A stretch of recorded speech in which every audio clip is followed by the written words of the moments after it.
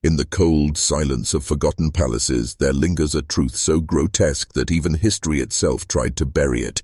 A dynasty that ruled over kingdoms and empires, presenting itself as chosen by God, was rotting from within, destroyed not by war, not by famine, but by the very blood that sustained it. Faces twisted by generations of the same lineage, minds fractured by a past they could never escape. It was a family whose power blinded the world to their suffering, and whose secrets Europe tried to erase from its memory. But bones do not lie, and portraits cannot be burned. The dynasty that once sat at the center of Europe's throne rooms left behind a legacy so disturbing, so unnatural, that it still whispers like a curse across centuries. This is the story of the most inbred dynasty in history, and why Europe tried so desperately to hide it. Their name was spoken in reverence, wrapped in ceremony and cloaked in gold. The Habsburgs, a family that stretched their grasp across the map of Europe, tying nations together not with swords, but with marriages. Again and again, cousins wed cousins, uncles wed nieces, bloodlines twisted into knots so tight they became cages. Their children were born carrying the weight of centuries of desperation, fragile bones, swollen jaws, frail minds. It was not just misfortune. It was engineered, repeated, and sanctified as tradition. A ritual that transformed royalty into victims of their own lineage. Yet even as their bodies revealed the truth, their power demanded silence. Their portraits hung in halls as symbols of divinity, but behind each brushstroke was the evidence of human suffering, too haunting to be spoken aloud. History books prefer to gloss over this truth, painting them as rulers of great empires.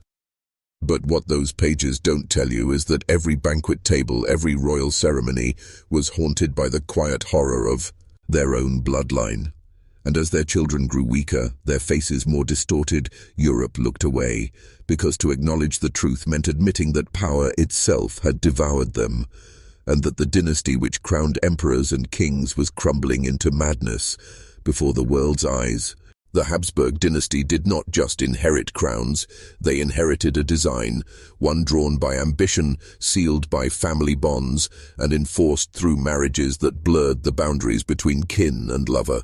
In their eyes, the only way to preserve power was to marry power itself, and so the circle grew smaller until it closed in on itself completely.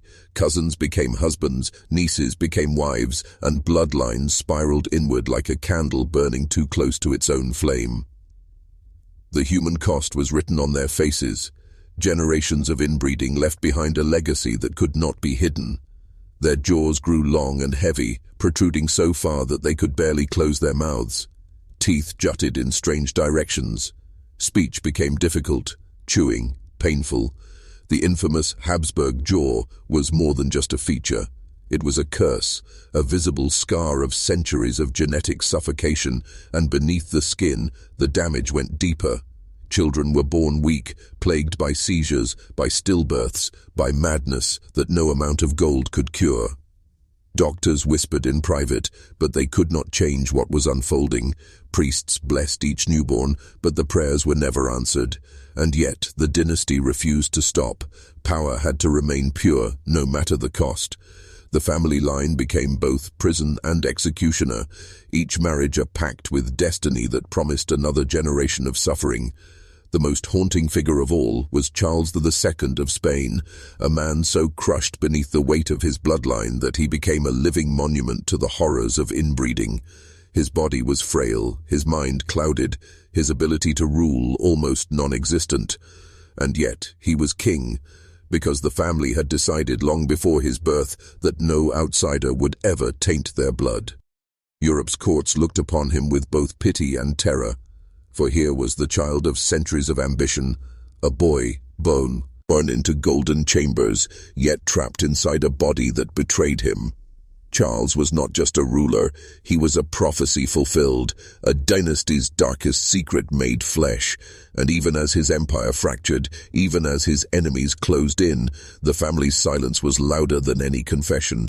Because to admit the truth meant unveiling a horror that stretched far beyond one man. It meant exposing the entire dynasty for what it had become, a living graveyard of its own making. The silence was deliberate. Chroniclers praised their victories, their marriages, their empires, but they rarely spoke of what those marriages produced. Behind the tapestries and gold, attendants whispered of deformities, illnesses, and children who never lived past their first breath. Birth after birth, coffin after coffin, and still the cycle continued. The dynasty insisted this was God's will, a burden of the chosen, but the truth was written not in heaven, but in the mirror. The portraits remain the only witnesses brave enough to tell the story. Look closely at the paintings that still hang in European museums. The sunken eyes, the drooping mouths, the unnaturally elongated chins. Artists of the time were expected to flatter their subjects, yet even flattery could not hide what centuries of isolation had done. The faces of the Habsburgs stare back at us like warnings, trapped forever in oils and pigments, unable to escape the blood that made them. To walk through those galleries is to see the dynasty decay in slow motion, each canvas another step into a nightmare they could never wake from. But it was not only their bodies that suffered, minds too crumbled under the strain. Reports of melancholy, madness, paranoia, and hallucinations became common within the family. Kings who could barely speak a sentence were expected to govern nations. Queens who carried the blood of both sister and cousin found themselves prisoners of endless stillbirths. Whole generations were marked not by triumph, but by decline. The very tool the Habsburgs believed would preserve their power, blood purity, was dismantling them from within. And still, Europe turned away.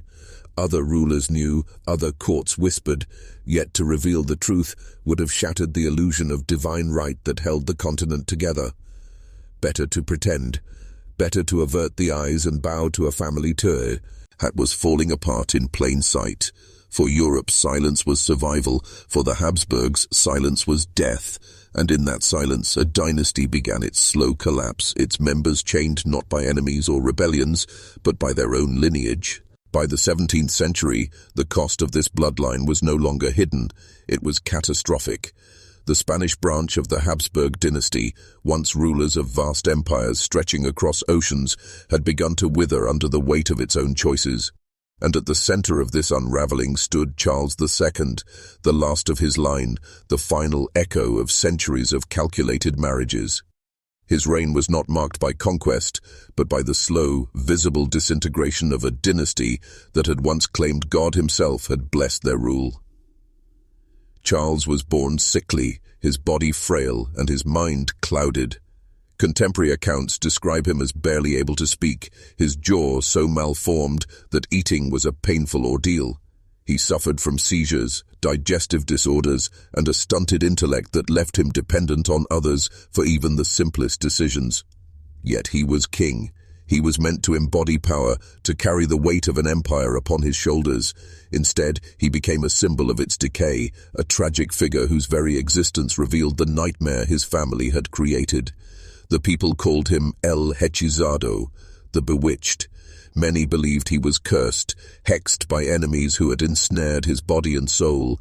Priests performed exorcisms over him, holy water spilled across his chambers, and relics were pressed against his skin in desperate attempts to drive away the supposed demons.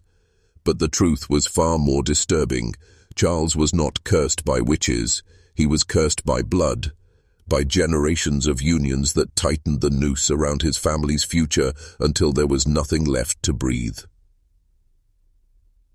Under Charles, Spain collapsed into chaos. Military defeats multiplied, famines spread, and the empire that once seemed unstoppable broke apart piece by piece.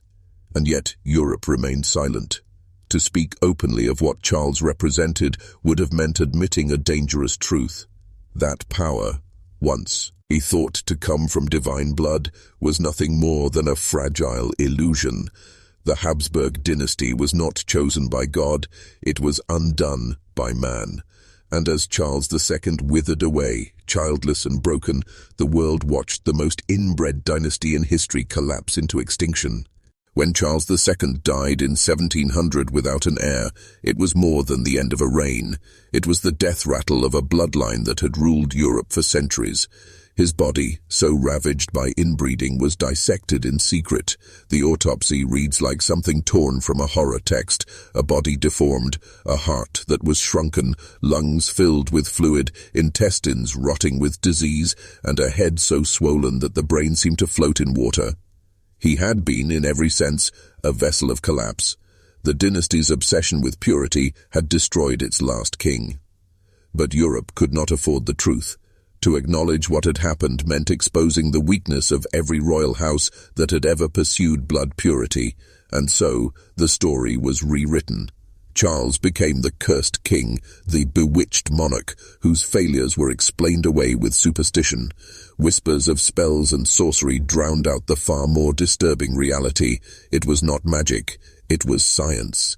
It was genetics before the word existed, and it had played its hand mercilessly.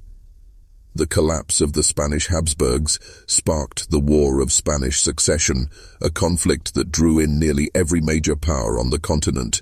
Kingdoms were carved up, alliances shattered, and new dynasties rose to power over the bones of the old. And yet, even as history thundered forward, the details of why the dynasty had fallen were locked away.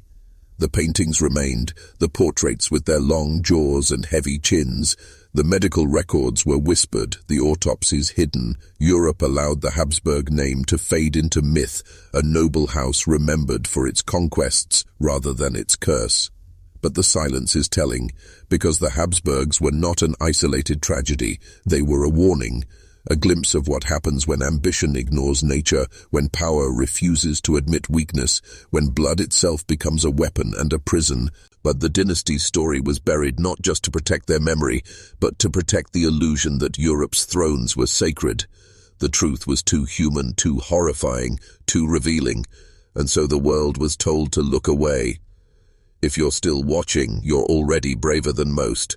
Tell us in the comments, what would you have done if this was your bloodline? The legacy of the Habsburgs is not only etched in the ruins of their empire, but in the silence that followed. Their downfall became a taboo subject, something whispered in academic circles, but never spoken with the weight it deserved. Even today, their portraits are displayed as relics of European grandeur, stripped of the horror that stares back from the canvas. Visitors walk past them in gilded halls, admiring the brushstrokes, unaware that they are looking at faces sculpted by centuries of human suffering. What they see as royal dignity is, in truth, a mask for tragedy. Modern science has peeled back the curtain that history tried to draw. Genetic studies have revealed what Europe refused to say aloud. The Habsburg dynasty was collapsing under the very marriages meant to preserve it. One analysis of Charles II's ancestry showed that more than 25% of his genes were identical, a level of inbreeding so severe it could only have ended in catastrophe. It explains his illnesses, his infertility, his fragile body that could not bear the weight of a crown. And yet even now this truth is rarely acknowledged outside of academic texts, because to admit it fully is to confront a darker question. How many dynasties, how many families repeated the same mistake? The Habsburgs became a ghost story. Europe tells itself only in fragments, a warning too disturbing to dwell on, a reminder of what happens when the hunger for power grows stronger than the instinct for survival. And in that avoidance the dynasty remains alive, alive in its silence, alive in its portraits, alive in the uneasy recognition that history did not bury them completely. The curse of their blood still whispers through museums, through textbooks, through the very word Habsburg itself. It is not just a name, it is a warning. And perhaps that is why Europe hid them, not to protect their honor, but to protect itself. To avoid the shame of admitting that the most powerful family in Europe destroyed itself willingly. that kings and queens, blessed with armies, gold and lands beyond imagining, were undone by their own choices. In the end, the Habsburg dynasty was not conquered. It committed a slow, deliberate suicide by blood, and history, uneasy with the truth, chose to look away. Centuries have passed since the last Habsburg king of Spain was lowered into the earth, but the shadow of their story has never left. It lingers in whispered legends, in medical studies, in the uneasy stares of visitors who pause before a portrait and feel something is wrong, though they cannot name it. The dynasty remains a scar on Europe's history, one it tries not to touch, because the wound it reveals is not just theirs. It is a mirror, a reminder of what happens when power is worshipped above humanity, when fear of losing control is greater than fear of destroying life itself. The Habsburgs wanted eternity. They wanted to preserve their crown, their lineage, their sacred place in the order of kings. Instead, they preserved their flaws, magnified their weaknesses, and passed them down like heirlooms of suffering. Each generation was a message written in flesh and bone, a testimony that could not be erased. And when the last of them fell, Europe inherited not just their lands, but their silence. A silence that endures even now, because to speak of them fully is to admit that civilization itself can rot from within, quietly, while the world applauds its pageantry. Perhaps that is why their story is so haunting, because it is not just about them, it is about all of us. It is about the fragility of power, the lies we tell to protect our illusions, and the way history edits itself to hide the things we fear most. The Habsburgs were not monsters. They were people, trapped in a system that devoured them, victims of choices made long before they were born. And that truth is harder to face than any curse, harder to bury than any dynasty. And so, the next time you hear their name, do not think only of palaces and crowns. Think of the silence. Think of the portraits that could not lie, the doctors who dared not speak, the child kings who never had a chance. Think of the bloodline that Europe hid because it revealed too much. The most inbred dynasty in history was not just a family, it was a warning, a secret that history wanted you to forget, but could never quite erase.